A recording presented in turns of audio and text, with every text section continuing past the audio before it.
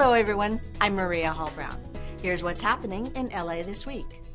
Mayor Eric Garcetti recently signed his 32nd executive directive as mayor of Los Angeles. The new directive provides for improved access to city information and services for English language learners. ED 32 will also task each city department with designating a liaison in a citywide language access working group. Here's more on that story.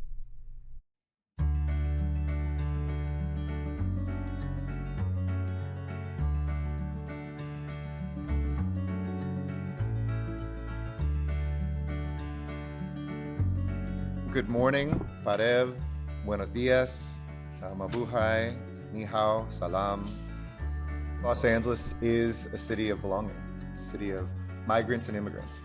But almost everybody comes from somewhere else. Certainly if you look at other countries, 2/3 of our population has come from either another country or their parents have. But 37% of our immigrant population are English language learners. But we don't serve just those who speak English fluently or first. We serve everybody, no matter who they are. Every LA resident needs access to government services, but it really became a matter of life and death during the COVID-19 pandemic. I'm very proud to say the City of Los Angeles greatly improved multilingual access. Language access is also about equity, and when we think about providing library services to such a huge population and such a diverse population, we want to ensure that all that we do is accessible to every Angelino. I commend Mayor Garcetti for creating yet another structural platform for inclusion in the City of Los Angeles. It sends a very clear message that LA is for everyone. It recognizes the diverse histories, languages, cultures in the City of Los Angeles. Doing this gives recognition. It is putting a marker in the ground about our values and telling every single young girl and boy and their families that they're welcome here.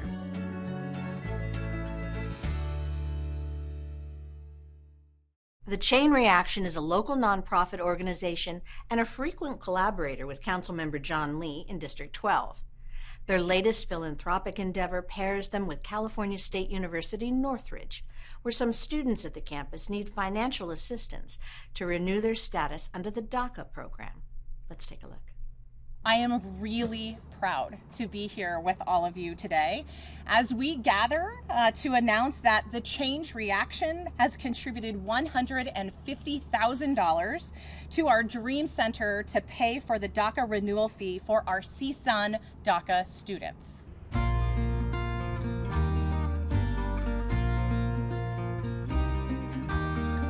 So many of our students are facing a Daca renewal fee of $495 every 2 years.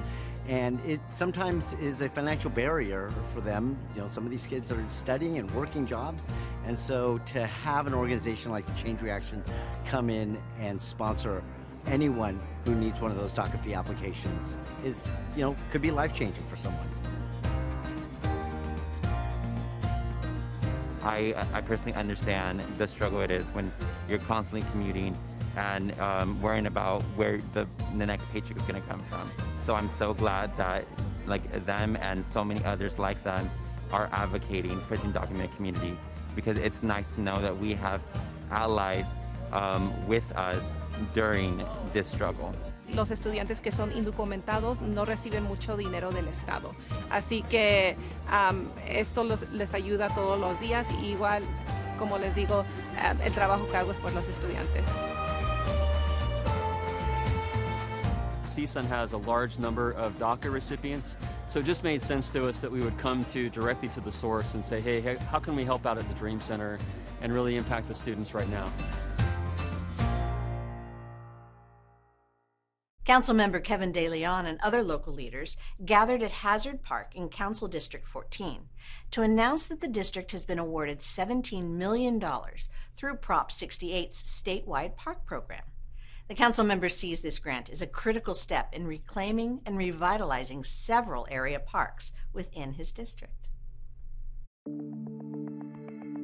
Hazard Park, where we're standing today, will have $8.27 million, which will totally transform this facility. This is not by happenstance, by pure luck. The measure that I wrote is intentional and it's purposeful. It is specifically targeting communities that lack parks and open space. This park is our home park, our childhood park. We recall this park when it was pristine and there was funding to maintain it. And those days are long gone. So as adults, we continue to improve our park and to make it a beautiful park for the generations that are coming. They're more than just parks. They're more than just grass. They're more than just these places in our community. They unite us. They bring us together. My uncle and my dad play handball here at this park. And it's just so great to see this community thrive. There was neglect, certainly neglect. The grass is dead. There's illegal dumping. There's homelessness at the far end. We have a lot of challenges, but those are the challenges that we strive to address and to improve our park. These communities have been devastated for decades, and the concept behind what we were trying to do at the time was to make sure that we had the same things that other neighborhoods had. Our kids shouldn't have to go to Pasadena, shouldn't have to go to the west side, shouldn't have to go to other small cities just to play in a park. We're ecstatic. The community is ecstatic to know that funding is coming, the relief is coming, and we're looking so forward to the day when we can see greenness, when we can see cleanness, and where families can enjoy this park. Now, whether you live in Boyle Heights or Brentwood, whether you live in Highland Park or Hancock Park, whether you live in Watts or Woodland Hills, everyone deserves clean, safe, well-maintained parks to enjoy. Everyone deserves it.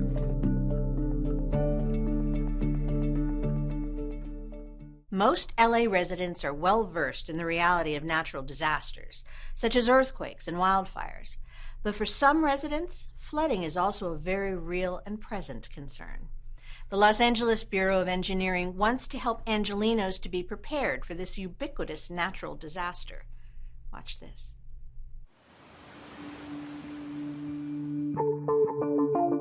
According to Fema, flooding is the most common hazard in the United States. One of the things that the City of Los Angeles does is to participate in the National Flood Insurance Program. Since 2005, the city residents have been eligible for a 15% discount on their flood insurance for their properties that are within the flood zone. FEMA prepares the flood hazard maps. The city annually sends out notices to all the residents that are within those flood hazard areas, notifying them of the National Flood Insurance Program requirements. And the city also enforces building requirements. If you're going to do some improvements within your property within the flood zone, you have to meet the flood management requirements. So it ranges from things of cleaning out catch basins, cleaning out storm drains to make sure that rainwaters can be drained from flooded areas, as well as making sure that improvements in flood zones are flood-proof or flood-resistant. Some of the things you could do if you live in a flood zone is if you see a clogged storm drain or a catch basin, report it so it can get cleared so that when it rains, it'll drain your area properly. If you don't have insurance and you live in a flood hazard area, one of the things you might want to look into is buying flood insurance. You might want to consider signing up for the county's emergency notification system, so in the event of a dangerous situation that develops, the county will notify you, kind of like a reverse 911, of a dangerous situation in your area, so you'll be prepared. If you would like more information on flood zone maps or the National Flood Insurance Program, visit eng.lacity.org. Mayor Eric Garcetti and Councilmember Curran Price were on hand for the unveiling of a new plaque at the Vermont Square Branch Library. The dedication recognized longtime community advocate and former council member and library commissioner Rita Walters for all of her hard work on behalf of Angelinos.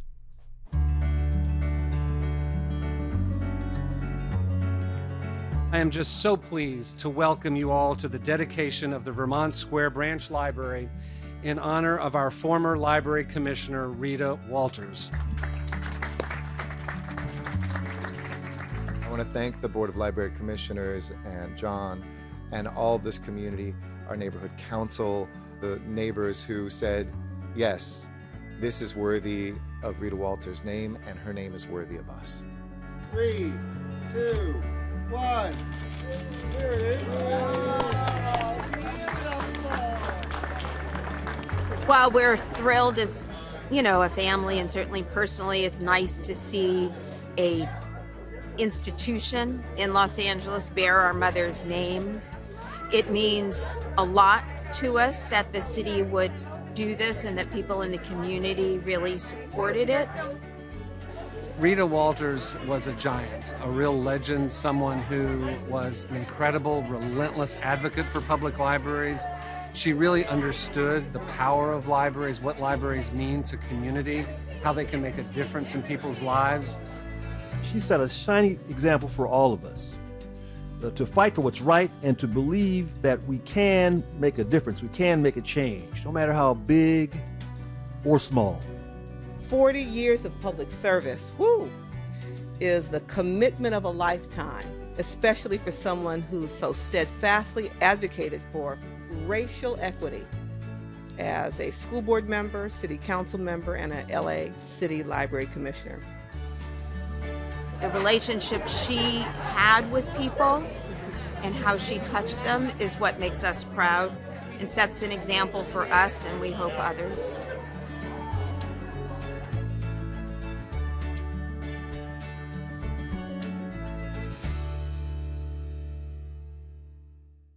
Recently, a panel was held to discuss how the City of Los Angeles is using technology with various SMART programs.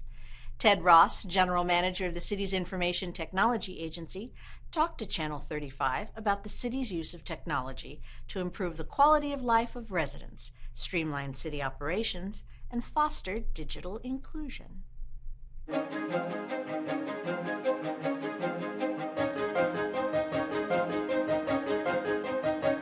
The City of Los Angeles defines a smart city, in summary, with a city that uses technology, data, and resources to improve the quality of life of residents, businesses, and visitors. We just did a partnership with Amazon on the Kuiper project. It's LEO, so it's low Earth orbit satellites. And I can tell you through this Kuiper project, we're talking about literally providing 5G type speeds and access to first responders anywhere in the world when there's zero infrastructure. And it's really that collaborative effort, and as you invest in sensors and other smart technologies, it creates an enormous flow of data for the city, and it'll be your ability to sift through that data and find patterns and things like that that will help. And that's part of what today is all about, is getting experts together to talk about that and to look over that next horizon and to see what it is that's out there and how do we take advantage of it to make Los Angeles a better place to live, work, and play. The LA Police Academy has its first in-person graduation since the pandemic. Mayor Garcetti alerts residents to the Omicron variant. And City Attorney Fuhr targets a South LA apartment complex with gang affiliations. Those stories up next on City Beat. The Los Angeles Police Academy recently held a graduation ceremony at Elysian Park for Class 721. This ceremony marked the first in-person graduation since the start of the pandemic. Out of the 51 new graduating officers, more than half are women, making this the first female majority class in the history of the LAPD. Hundreds of friends and family were in attendance for the graduation, where a new batch of recruits pledged to protect and serve Angelenos. For more information on how to become an officer for the Los Angeles Police Department, visit joinlapd.org. In a recent press conference, Mayor Eric Garcetti echoed the message of President Biden regarding the concerns over the highly infectious COVID-19 variant, Omicron. Mayor Garcetti urged people to get vaccinated and boosted to stave off a deadly resurgence like the one Los Angeles experienced in January of 2020. The mayor reminded Angelenos of preventative measures one could take to slow the spread during the holidays, such as wearing a good mask and meeting in small groups in well-ventilated spaces. He encouraged people to get tested frequently and to seek a PCR test instead of the less reliable antigen test. For the most up-to-date information on testing sites and other COVID-19 resources, you can visit coronavirus.lacity.org. Los Angeles City Attorney Mike Fuhr has filed a nuisance abatement lawsuit against the owning corporation of a South LA apartment complex allegedly riddled with gang-related activity. Fewer's lawsuit alleges that the mixed-use property is a stronghold of the notoriously violent Primera Flats gang. Authorities say that the apartment building has had 5 documented shootings and been the site of 4 gun possession arrests within the last 11 months.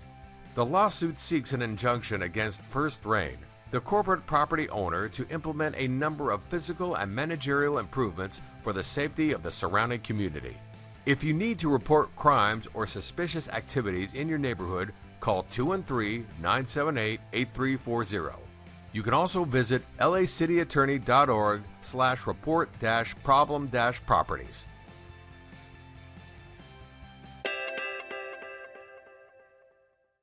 The season for gift giving may be behind us for another year, but for the Los Angeles Police Department, the spirit of giving to those in need is a year-round commitment.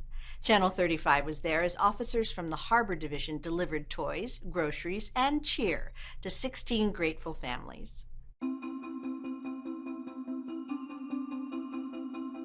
Today we're actually going to go out and deliver some toys to some kids that were nominated by their school. We're delivering today to approximately 16 families. Later on, we're also going to be delivering food to some senior citizens in our community. What we noticed with COVID and the pandemic was, hey, we want to create a event and we want to be able to reach out to all those families in need and those kids. We have 200 families that were nominated by the local area schools and our senior lead officers. We have a shopping list with all the kids' names, and we make sure that we get toys that are in line with what they like. And so we're really excited to be able to connect with them and meet with the families and the kids. My kids were chosen from Park Western Elementary School to get some gifts, and I really appreciate it, especially with this rough time of year with the pandemic and all. God bless them. It's a blessing. I'm very happy and I'm very grateful for everything that they're helping our community with toys and some groceries. Thank you so much. I'm very happy. I'm just grateful for what they do, especially right now during COVID, the hard times. So my parents are struggling financially. It's just really generous of them to help them out. When we interact with the community, for the most part, it can be because they're a victim of a crime or of some sort. So this kind of gets us to be a little bit closer to the community because they see us in a more positive, contact with not only the kids but also the community in general. They get to see us as a people. A lot of our officers are parents. They want to be able to help people, especially people in need. It's amazing, actually, seeing the little kids, their little faces light up. They see us approach with a huge toy bag for each of the kids that lives at the home. It's amazing. You don't get to see that big smile on a regular basis. So it is really refreshing to see that.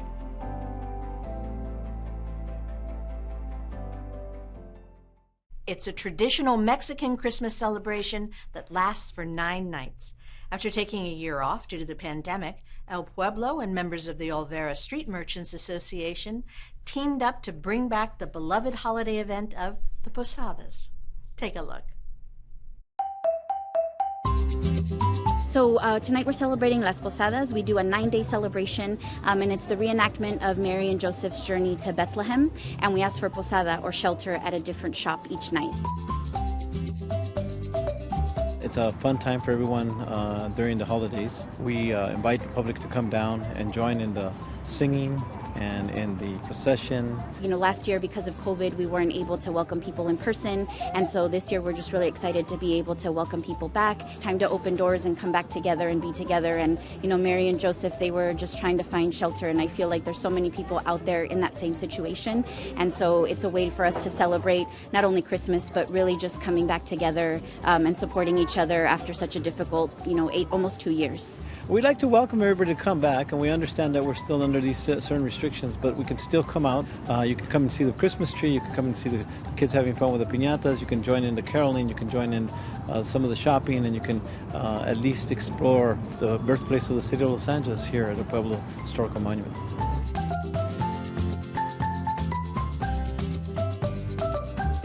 It means coming home, and it really means a celebration of family.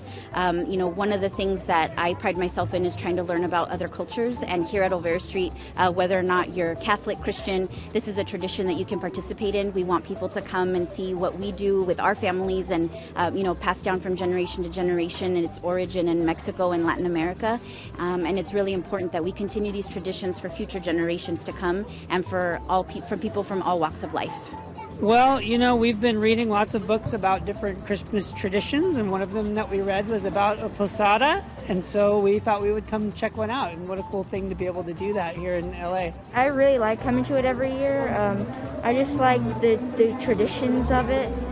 It's very nice to be able to walk down Olvera Street, and I've heard these songs, and I really like the music, so I think that's probably my favorite part about it, too. It's important because it's celebrated not only here, but throughout Latin America. People recognize this time period. It is right before Christmas, which, is a very important holiday for many people. And in particular here for most of the Latino populations in the city of Los Angeles, that we recognize the tradition that is not only about exchanging gifts, but also about how we celebrate this event of coming together and finding help and shelter.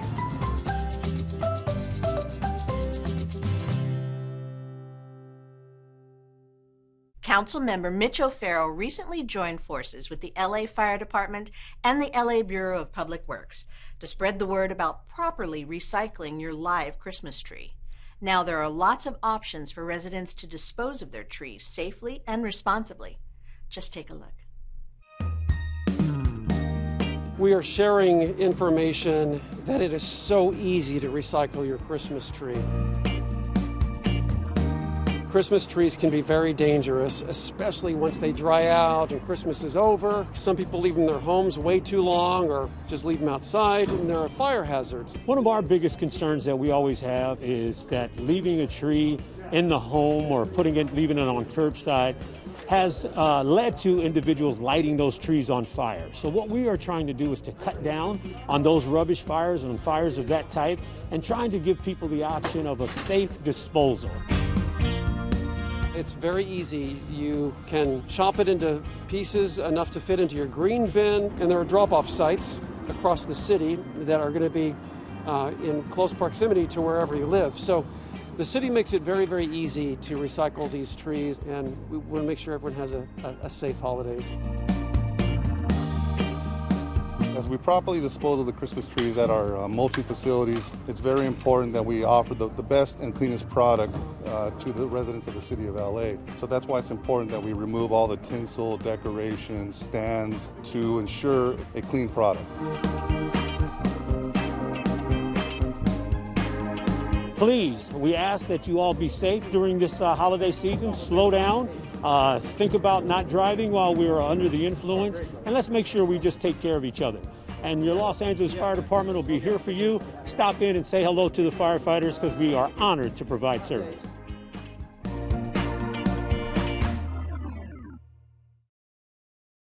The Rapid Shelter Solution Company, Pallet, is responsible for the tiny home structure that was initially designed to house victims of disasters. Currently, these shelters are being used to provide transitional housing for unhoused Angelenos. In our feature story this week, I sit down with Emmy King, the co-founder of Pallet, to learn more about their mission and the impact she hopes to have on LA's homeless crisis.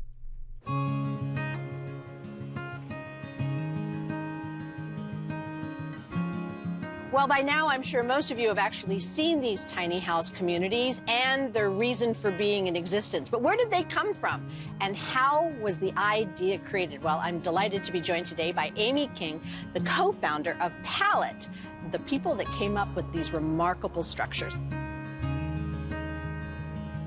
My husband, as a general contractor and actually is also a trained firefighter, he came up with the concept for Pallet initially in response to disasters, which is another market that we seek to serve as well. So the thought was, after Hurricane Katrina, if we could create a panelized, easy to construct house that was, lightweight and affordable and cost effective and all these things, then we could provide shelter and housing to people affordably and quickly. And then as we started building housing and the homeless crisis grew and grew, and we saw more and more people coming out onto the streets in cities across America, we said, we have this idea for this thing, and maybe this could be useful for homelessness. And so we took it to our staff most of which have had experience with homelessness. And we said, what about this? Would this be useful? And they almost unanimously said, you guys have to do this. We want to help you. We want to build it. There's been so much effort towards the unhoused problem across this country and beyond. But you still need to convince governmental agencies and or nonprofit organizations that this is viable and this is supportable and this is something they should do. So where was the test case? Our initial customer was the city of Tacoma, which is a local city just south of Seattle. We actually met them at a disaster response show. So once we had our first iteration in place and we made our first unit rolled off the line, we started taking it to trade shows, mostly for disaster response. And so our very first community is actually for people experiencing homelessness, but under the umbrella of a disaster. These do have, for lack of a better word, a shelf life in terms of their usefulness towards someone. That's right. I mean, they're meant to last a long time and be very durable, and they have other uses. And so we often encourage cities to try things like put them up for a while, and if you don't need them anymore, you can break them down. They're panelized. You can store them, and then you can take them out if you have a wildfire or a disaster event and use them for survivors or responders. So they have a lot of versatility in that way. But when we're talking about homelessness, the intent here is not for someone to live here forever. That's not why we created this, and this is not a way that someone should live forever. We don't think that. We never have thought that. This is not a substitute for permanent housing. So we produce about 50 shelters a week. We're ramping up to 100 a week. There are over 500,000 people in America sleeping outside. It would take me forever to shelter them all. So the more people that we can get in this space, the better, as far as I'm concerned.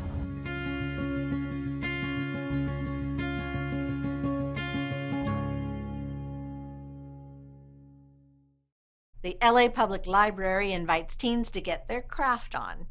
Senior residents are invited to the Memory Cafe, and LA Animal Services offers to help to feed the family pet. All this up next on Things to Do. Calling all serious crafters. The Teen Craft Club at the Encino Tarzana Branch Library is gearing up for the first meeting of 2022. Take part in choosing a theme and materials for the next batch of this group's most imaginative creations. Through online meetings and base camp, teen participants create crafts for assisted living homes, for themed library displays, or simply to be part of an exciting creative community. The next Teen Craft Club will convene virtually on Thursday, January 6th at 5 p.m. For details on how your teen can participate, visit lapl.org/events. or call the Encino Tarzana Branch Library at 818-343-1983. The LA Public Library would like to invite senior residents to Tell Your Story Memory Cafe. Memory cafes are comfortable social gatherings for older adults to connect, socialize, and build new support networks. Cafes are currently meeting via Zoom, so grab your computer, tablet, or smartphone and join the gang for a variety of engrossing activities. This is a 6-session social networking series, but attending all sessions is not required. Stay connected and make new connections at the Tell Your Story Memory Cafe Thursdays at 10 a.m. beginning January 6th. For more information, visit lapl.org/events. Attention pet owners! Los Angeles Animal Services welcomes cash-strapped Angelinos to a pet food pantry event. The Pet Food Pantry is a resource for low-income families and residents that are experiencing financial hardship and need assistance to feed their animal companions. The pantry will take place at the Chesterfield Square and East Valley Shelter locations. Pantries are open by appointment only, so be sure to make arrangements before you come. Don't miss the Pet Food Pantry event from LA Animal Services on Sunday, January 9th. To make an appointment, call 213-326-2788 for Chesterfield Square or 213-264-8985 for the East Valley location. You can also visit laanimalservices.com. And that's a look at some things to do. That's it for this edition. I'm Maria Hall Brown. A reminder that you can catch us online at lacityview.org. We're also on Facebook, Twitter, and YouTube. From all of us here at LA This Week, thanks for watching.